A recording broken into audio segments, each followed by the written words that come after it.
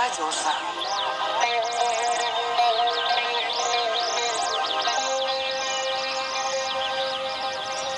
Bizni qavm qarindoshlar asta-asta yig'layapti. Bular biz kelsak shunday to'planishadi, ehson qilishadi.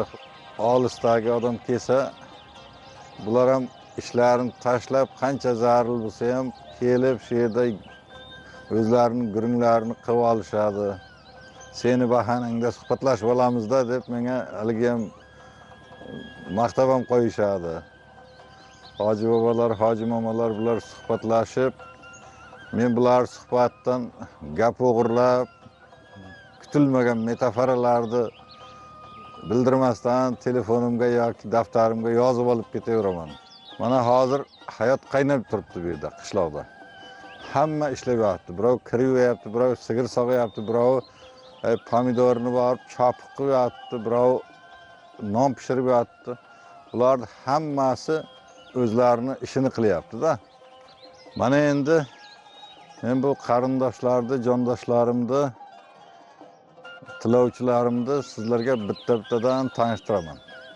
Ularning har birining ishi nima, kasbi nima, fe'li qanday, hammasini hozir bilib olasizlar.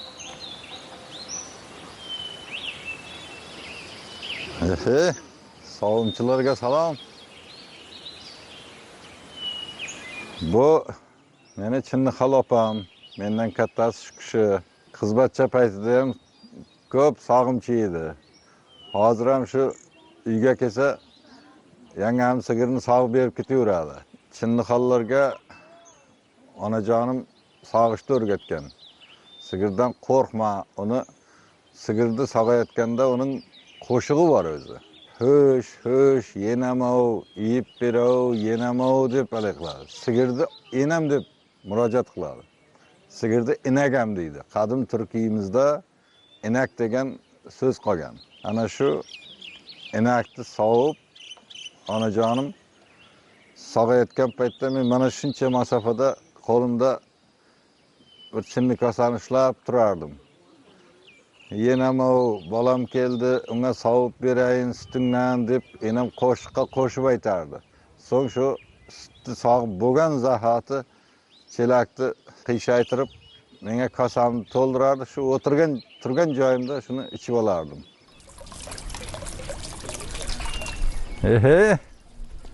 Manzurajon? Qalaysan? Yaxshi. Xudoga shukr. Bola chaqang yaxshimi? Yaxshi. Egizlarim katta bo'lyaptimi? Xudoga shukr. Bu meni singlim. Kenjamiz bizni, Manzurajon. Otasini uyiga kelganda nima ish bo'lsa birdan qo'shilib ketaveradi. Men mehmonman deb o'tirmaydi. Chunki akasi Toshkentdan mehmon bo'lib kelgandan keyin shunday qiladi-da, to'g'rimi? Ha, Xudoga shukr. O'zingiz ham zo'rmisiz? Zo'r. Yaxshi dam olyapsizmi? Xudoga shukr. Manzuraboy ichimizda eng chidamlisi, eng sabrlisi, eng esi ko'pi shu qiz o'zi. Yenajonimdan bizga meros.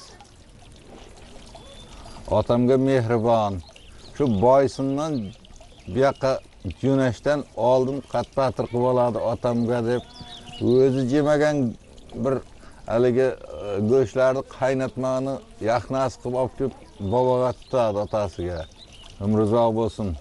Mana kelib birdaniga minedagi jiyanchalarning, nevaralarning kirlarini yuvatdi. Yangamga yordam berayin, akalarimga yordam beray deb shu ishlarni qilyapti-da bu.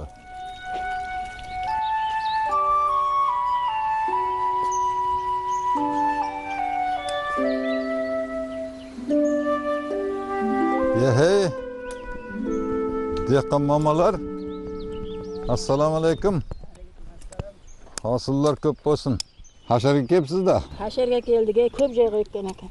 Pomidorni hal ko'p bo'lib qolgandan keyin olib ketaverasiz-da. Olib ketamiz, mayli yordam qilaylik. Bol 3000 to'p egildi. mening ustozi avvalim, adabiy qahramon bu. Turdixol opam.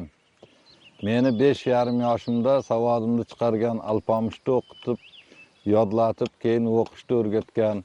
karra jadvalini maktabga bormay o'rgatgan, menga ustozlik qilgan opamda bu. O'zi juda kitobxon edi. Meni lekin juda ko'p urgan. O'qisin, odam bo'lsin degan.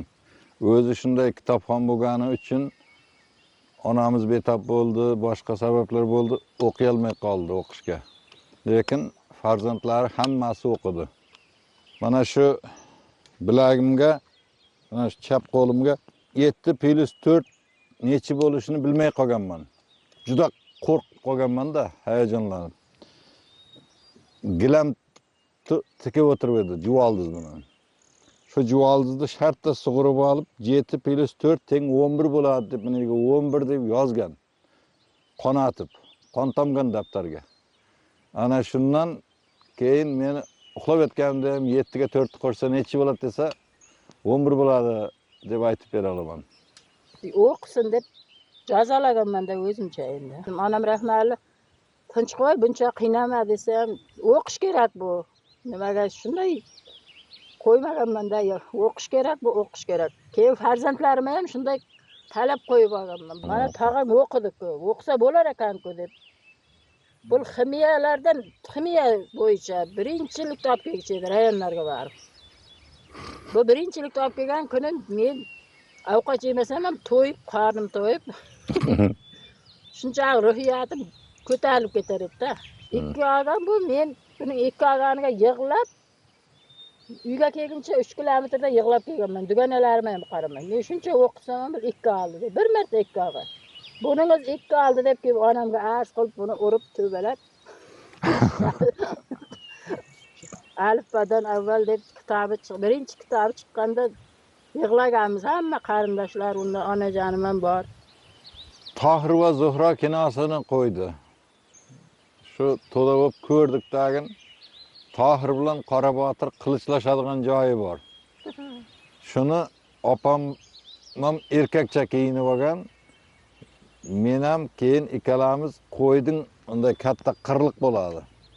Ikkiga bo'linadigan. Shu qirliqni ikkiga bo'lib olib, qilich qilib, bu kishi Qorabotir, men Tohir bo'lib, mayda singlimizni Zuhra qilib rol o'ynaganmiz ayvonimizda. Qilichlashib shuni qilib yotsak, va qirliq haligi bo'lib qoladi, katilib qoladi. Otam tutib olganda bizga rosa urushgan. Otamga kerak-da qirliq. Ana shu birinchi aktyorlik roli bo'lgan shu. Maktabda ma'lum katta bo'lsang kim bo'lasan desa, aktyor bo'laman deb yaribman-da. Hamma o'rtoqlar, sinfdoshlar gurr etib kulgan. Lekin farishta omin degan ekan, mana bir marta bo'lsa ham haqiqiy filmda ham rol o'ynash nasib qildi. Mana shu qishloqqa oyog'imiz yetsa, opa singillarni ko'rmay, ulardan bir daraklashmay, xabarlashmay ketmayman. Ayniqsa bu opamni. Ham uyi yaqin, ham ustozim deymanda buni ko'raman. Mana shu niholni yerga qadaganda dehqon urug'di. Urug'qa Alloh taolo aytar ekan, ko'gar deb. Urug' aytar ekan, yo'q, ko'garmayman deydi. Alloh yana ko'garib bu yoqqa chiq desa yo'qdir ekan. 3-marta ham aytganda yana yo'q desa, nimaga ko'garmayapsan desa, meni yerga qadagan dehqonni gunohidan o'tsang, keyin ko'garaman deydi ekan. Alloh taolo mehribon. Kechdim shu vaqacha qilgan gunohidan shu dehqonning desa, so'ng urug' yerni yorib, kulib, yashnab, ko'garib chiqar ekan. Mana shunday paykalda o'tiribmiz. Mana shu hosillarga barakat bo'lsin, umrlarga barakat bo'lsin. Qo'li qadoq opajonlarim, buni ko'rsam yenamni ko'rganday bo'laman. Ana shu hosiliday hayoti ham barakatli bo'laversin.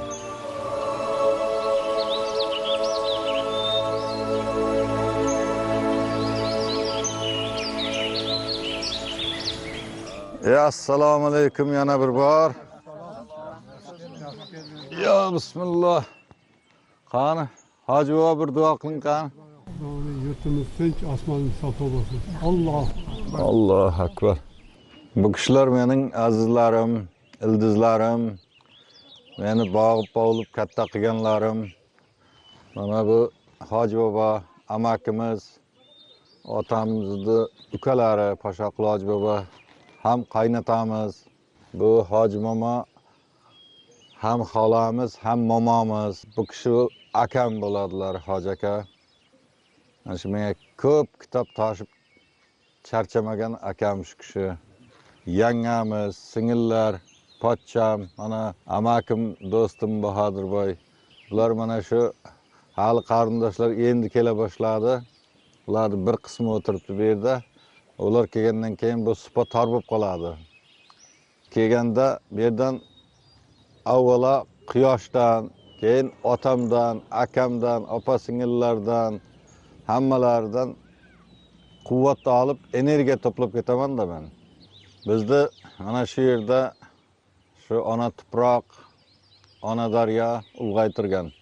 Shu yerda yalang'oyoq yugurib kichkinalikdan katta bo'lganimizcha mana shu odamlar hammasi guvoh. Birov ko'targan, birov kiyintirib qo'ygan, birov kasal bo'lsa doktorga olib borgan. Mana shu hamma hayotimizda shunday barpo bo'lishida bularning har bittasining qaytarib bo'lmaydigan darajada xizmati bor.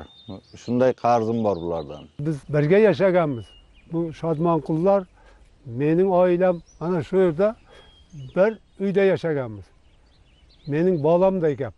Bular hammasi bir joyda to'da bo'lib o'ynar edi. Yoki bir xil vaqtda tayoqlashib, zillashib, yig'lashib qolar edi. Shunda Abdug'ani Hoji bobom, ya'ni akam, men ishga ketar edim, albatta kunduz kuni akam kelib hammasini nevaralarini to'da qilib, "Qani, sizlar nima ish qilyapsizlar? Nega yig'lading? Nega yig'lading? Nega urding?" deb so'roq qilar edi. Bittalab. Mana Mamatqul hojini ham, mening o'g'illarimni ham hammasini so'roq qilar. "Qani, ikkinchi shunday ish qilma, yaxshi yashanglar, intifoq bo'linglar. Bir-biring bilan qanchalik intifoq bo'lsalaring, ana shu yerda rizqi, nasiba shu yerda bo'ladi. Intifoqlik bor joyda hamma narsa muhayyo bo'ladi bolam" deb tarbiyalagan G'ani bobo rahmatli. Bular hammaginasi meni ildizlarim degan katta manzuma she'rim bor. O'sha ildizlarimda bobomizdan boshlab nechtalari rahmatli bo'lgan, nechtalari bor ammalar, bobolar, onalar hammasi o'sha she'rda adabiy qahramon bo'lgan. Undan tashqari akam haqida Tomir degan alohida hikoya bor. Yana bir yangilikni aytib ketayin, Hoji bobo. Haligi Cho'liq degan film ishlanyapti, badiiy film u. O'sha filmda cho'ponning hayoti beriladi. To'liq metrajli katta film mening Hizr tayog'i va Abdug'ani bobomga bag'ishlangan Bandalik nadir degan hikoyam ana shu ikkita hikoya asosida rejissyor film olyapti. Bu filmda oxirgi syomkalari olib bo'lindi. Bu yerda Hoji boboning ham, bu Hoji boboning ham, akamning ham, opamlarning ham obrazi bor u yerda kiritilgan. Yangamni kelin bo'lib tushib kelishlari, o'sha paytda Bahodirboy bilan ikkovimizni qo'y boqib yurgan paytlarimiz, hammasi shunga filmda nasib bo'lsa ko'ramiz, kiritilgan. Bular o'zi shunday kamtargana bo'lib o'tirgan bilan bular mashhur bo'lib ketgan.